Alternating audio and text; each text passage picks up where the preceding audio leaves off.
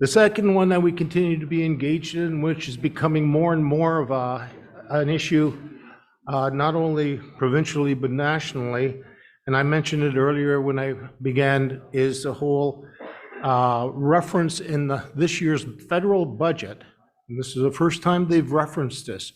They call it FACT. It stands for Fuel, Alcohol, Cannabis, and Tobacco Tax. There is going to be an engagement on revenue sharing from a federal excise tax perspective. How we get engaged with that discussion is yet to be determined. I'm working with the AFN on that, and also with the AFN, we're working on spec claims, the new announcement, and also ATR, which is going to try to encompass UNDRIP.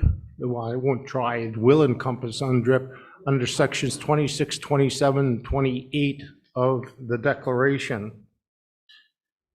At the Chiefs of Ontario office where I sit as the Anishinabek member, we have two major issues that were being examined. One is banking, in which we're proposing to begin a First Nation bank that is owned by the First Nations, not by a commercial bank. It will be owned by participating First Nations.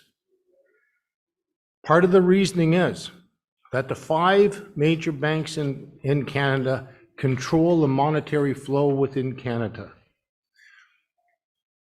Our vendors are being shoved out of the banks. They're being told to leave. Their accounts are being canceled. And the reason is that the 5 major banks has determined within themselves that we are criminals, that we participate in illegal activities with regard to cigarettes and cannabis. So the government has tried to keep the door closed on our people, and we've created another economy in which we do not see that as being illegal. It's an economy that we've been forced into. And we're trying to force the government to the table to have discussions about what revenue sharing would mean on the taxation. And I can tell you the amount of taxation that they predict is being lost in Canada, and it's around uncollected taxation on tobacco alone is estimated at between $550 and $600 million per year. Ontario's share, if you take 25% of that population, was well over $100 million to $125 million. That's the estimated amount of taxation that's being missed throughout Ontario. And yet they refuse to come to the table. We've been at the table, quite truthfully, ladies and gentlemen, I've been at the table 11 years trying to keep this discussion alive. And now it's being taken federally. So we've got other issues that we're researching that deals with carbon credits.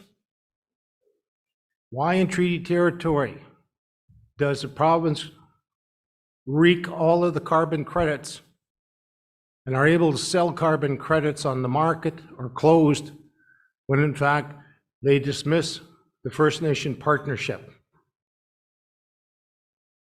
Why aren't we collecting a revenue share from that, from our treaty territory? And that's all through Ontario. We're researching hydrogen fuel alternatives as an alternative fuel. The next one is spectrum, is broadband.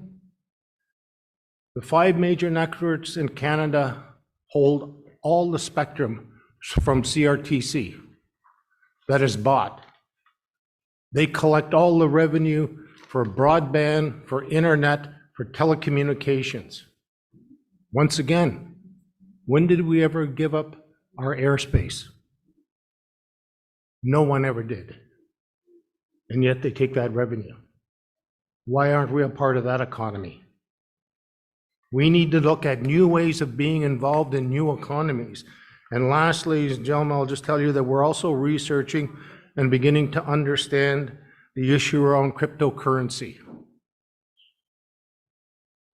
There is a new alternative that is taking place now in this country, and it has to deal with cryptocurrencies.